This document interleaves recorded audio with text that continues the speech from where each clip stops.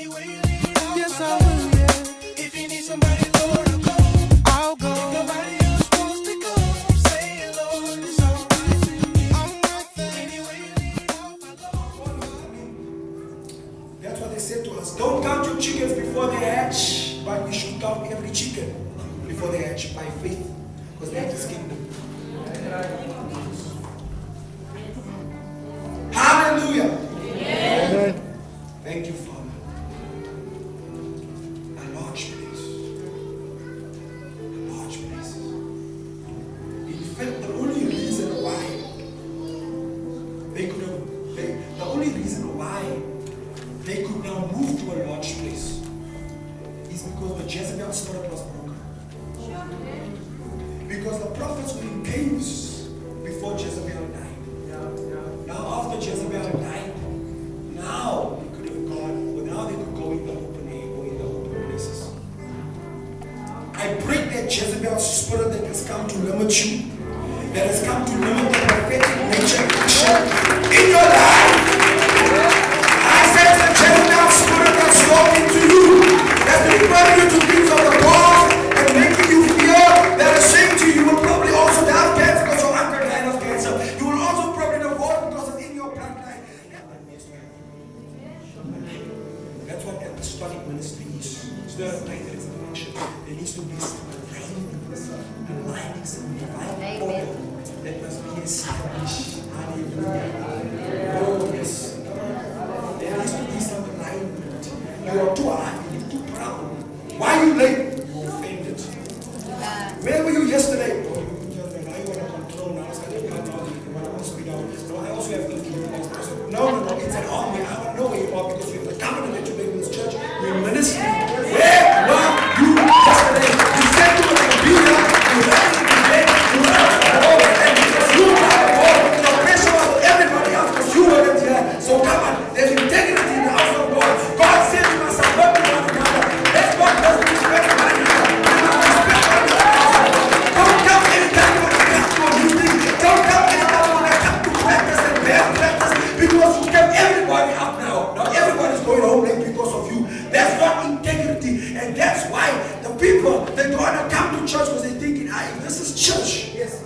If this is church, if church look like this, then I'm confused. Then why must I come there? They can pray now. There's miracles that happen, yes, but come on, there's no conduct, there's no integrity. If I look at Jesus and I look at them, there's a separation, there's confusion, there's no match. That is why people say, come on, in the Old Testament or in the old church, in Acts, no internet, no cell phones, no Facebook social networks, no aeroplanes. First preaching, first message from Peter, 3,000 get saved. Sure. Not even buildings, but houses were full. A mighty movement of God. Here we have the best buildings, we can't even fill our pews, man. There's something wrong. We have everything, we have the internet, we have Facebook, we have aeroplanes, we have all the resources, but still, something is wrong. Something is wrong. And you know what? When we don't understand something, we excuse it. We make excuses. We say, no. You know what? I think people, it's just the generation that we know. Yeah, I think people are, I think, this day people are busy. So people are people over themselves. And you know what? And we'll make excuses. And you know what? As long as we continue to make excuses, we will stay. We will stay where we are.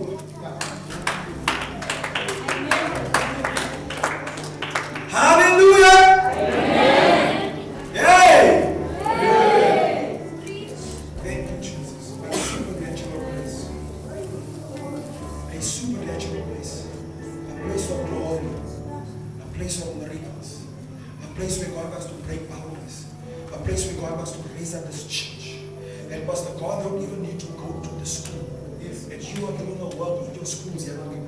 That is not from the pastor every time.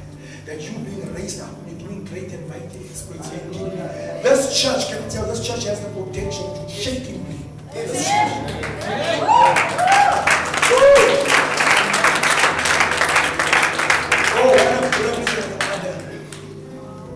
Come on, guys. You make us tired, man. Really? Listen, pray for your own car, man.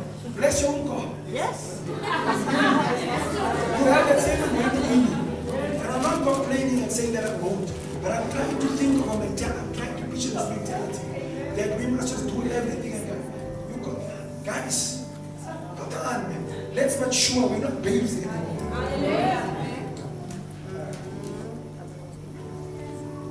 Everybody's coming to listen to a man in the pulpit, and you're not doing nothing in the pews. And here's Pastor Chase now. Now, Pastor Chase is a young man, but I can tell you now already, there's probably people that is thinking, you won't be able to speak to me because you're young. I won't listen to you. Because you're young. And he's ordained. And God's grace is on his life.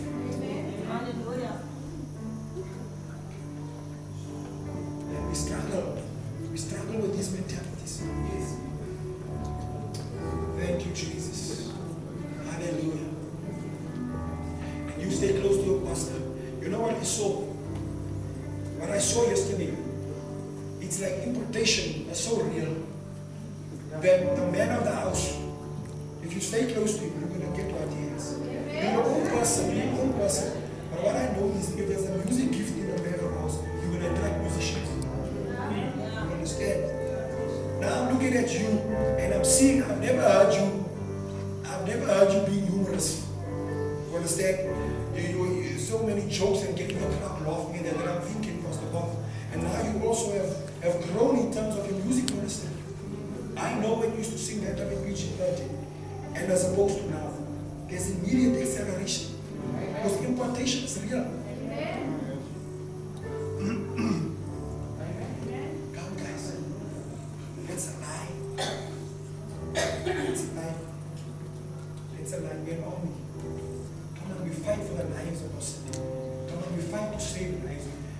While we temper around the stoves here, in the house, in the church, there's people going to yell in the basket outside. Yeah. Amen. We distract. Amen. Hallelujah. Okay, I don't know where am I now. But I think I'm about to close.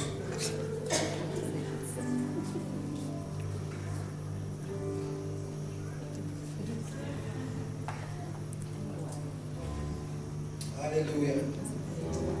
Here's the thing. This is what I sense. You know, it says that he took a stick and while they were cutting off the trees, so he took a stick from the tree. This is what I'm seeing in the spirit. He took a stick from the tree and he asked the man of God, where did the axe fall in? You understand? And the man of God said there, and Elisha took the stick. No. Yes, he threw the stick there. Yeah, sorry, he threw the stick there. Right there, he threw the stick there. And that axe was obedient to that stick. Amen. And it came to the surface. And he told the man, pick it up. And I saw this in the spirit. The Bible says that Jesus is the vine and we are the branches. He's the vine, we are the branches. And branch was taken off the vine. And he threw it in the tree, an extension of the vine. Again, wood is a symbol of man. He threw it in the spirit. He threw it in the sea. He threw it in the river, sorry. And right there where he threw it, the axe head came up. The ministry was restored. The career was restored. Tell us. The next hit, you find clarity. Yes. Through his obedience. Hey man, come on. You're upside down, upside down. Hallelujah. Yes, upside down. Because God will provide gravity. Amen.